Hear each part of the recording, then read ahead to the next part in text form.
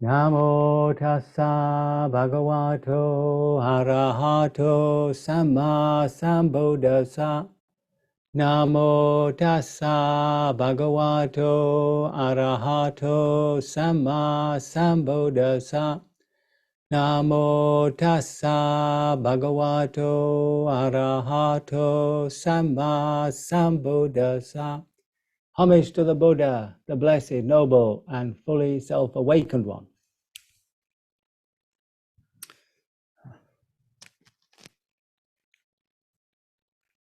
Sorry, I'm just looking for my little bit of paper here. Okay. I just thought that September's a sort of beginning for people. You know, it's academia sort of wakes up, schools go back, the summer holidays are over, and usually people about this time think about what they're going to do during the autumn and winter. So start joining courses and hopefully going to meditation groups. So I just thought to go over some sort of just general instructions, which we all know, but it's sometimes important to have it reminded to us. And as I'm speaking it to you, I'm actually reminding myself of the importance of what I'm saying.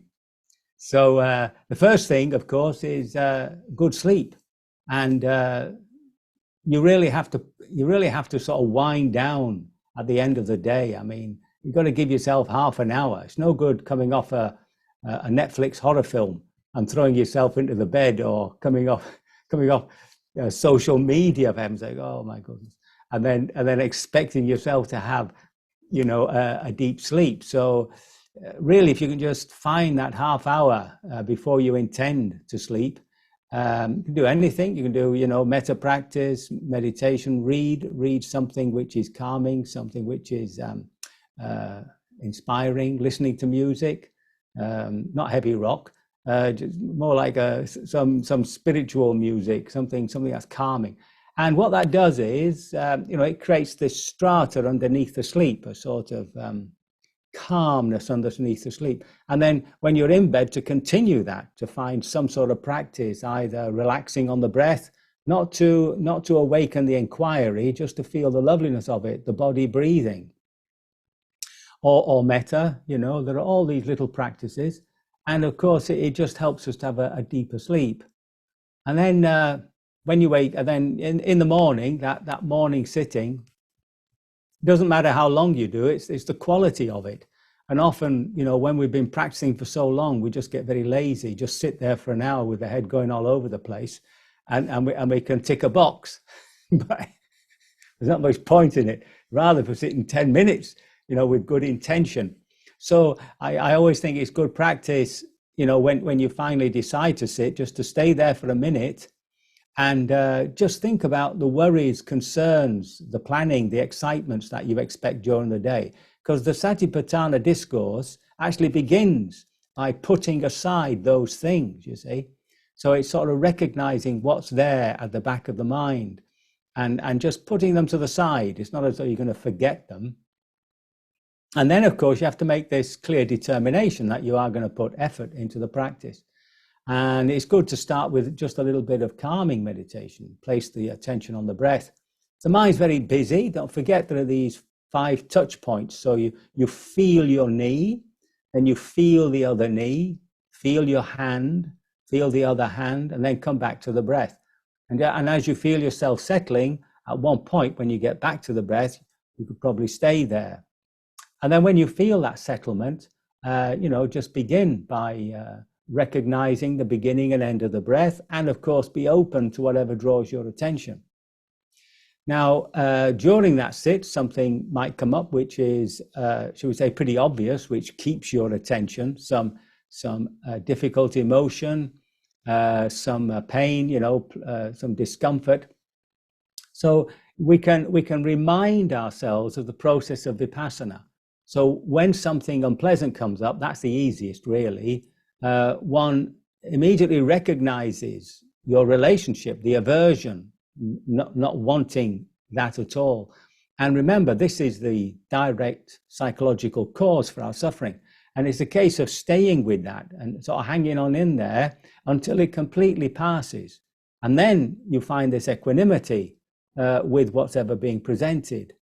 And of course, you're actually growing in patience too, being able to bear what is unpleasant. And then you sort of distance it, right? So there you've got this anatta. Whatever you're looking at is not me, not mine. And you can use a little word like there. So there's a discomfort. There's some emotional turbulence. And you create that distinction between whatever is feeling it and what is being felt, right? And although in the literature you always get this word observing, the accent should be on feeling, actually directly experiencing what's happening. And once that's established, it's as though you can go into it and deconstruct it, find out what it's made of. So a pain might end up just being tightness or fiery feelings. An emotion could just be wobbliness or a feeling of sickiness or something. But as you go in there at that level, the quality of impermanence is a bit more obvious to you. So just in that movement, recognizing the reaction, waiting for it to pass, distancing what it is you're looking at, and then investigating more closely, you're actually exercising this curiosity around the three characteristics of existence. And that's what's going to, liberate us. The fact that turbulences, emotional turbulences are actually, dying away. They're blowing out, you might say. They're being transformed into their opposite just by allowing that energy to arise and express itself. That's by the by. So you have to be careful you don't slip into psychotherapy, because it's happening quite naturally. You don't have to work at it. So, as you progress in the sitting and your mind's wandering and all that, don't keep forcing yourself back. Just stop for a minute and ask yourself, what is it that's making the mind wandering? Come back in the body. It could be that you're also coming through a time when you're feeling a bit dozy, a bit tired. So then make that your observation. So that you're awakening this understanding of actually feeling things and allowing this intuitive awareness to make its own understandings. And then when you come to the end, I mean, this is what I try and get people to do, is to reflect upon the hour. And don't forget, if you've really made the effort, doesn't matter whether the mind's been wandering all over the place, it's the effort to come back and restart. Then, we ought to congratulate ourselves. An extra biscuit. And if you thought, well, you could have done better, well, you have to encourage yourself, right? It's no good, punching yourself on the nose. What's the point of that? So, and then after that, to make some resolution. So it could be, if you didn't feel you were so committed to being in the present, just make that resolution. Next time, I'll really make that commitment. And if there was a part that you felt you really were, highly investigative and the mind was break, encourage yourself, right, I've got to get there next time. And then, of course, after that, there's metta. So this metta is really helping that equanimity that you need for the vipassana, right? So that's your not coming from an I know place, right? Or any sense of preference or anything like that. And it's sort of undermining the possibility of its corruption into its what we call the subtle enemy, which is indifference, aloofness. It stops you sort of engaging.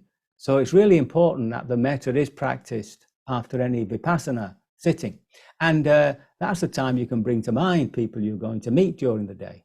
And in so doing, you're sort of preparing yourself for that meeting, especially people whom you might be having some difficulties with. So those two things are important, yeah? And then, make that decision to go, to try and feel at ease during the day. Keep coming back to just relaxing into the present moment. And so what helps that is to keep stopping. You'll see writers use the word pausing, I prefer the word just stop. just stop and just catch what it is that you're that you're developing sometimes unknowingly, like a little irritation, a little anxiety, whatever's there, a little excitement, and just allow it to drop. Keep coming back to that level of contentment, because that's where, we'll find that ease with living. If you're always a sort of ahead of yourself, either because you're anxious about something or because you want to do something, then it's just a sort of waste of energy, really. So if we make that effort just to stop and just come back to a place of ease, you'll see that it tends to support mindfulness, but it also saves so much energy, because this emotions and stuff, they really draw upon our energy.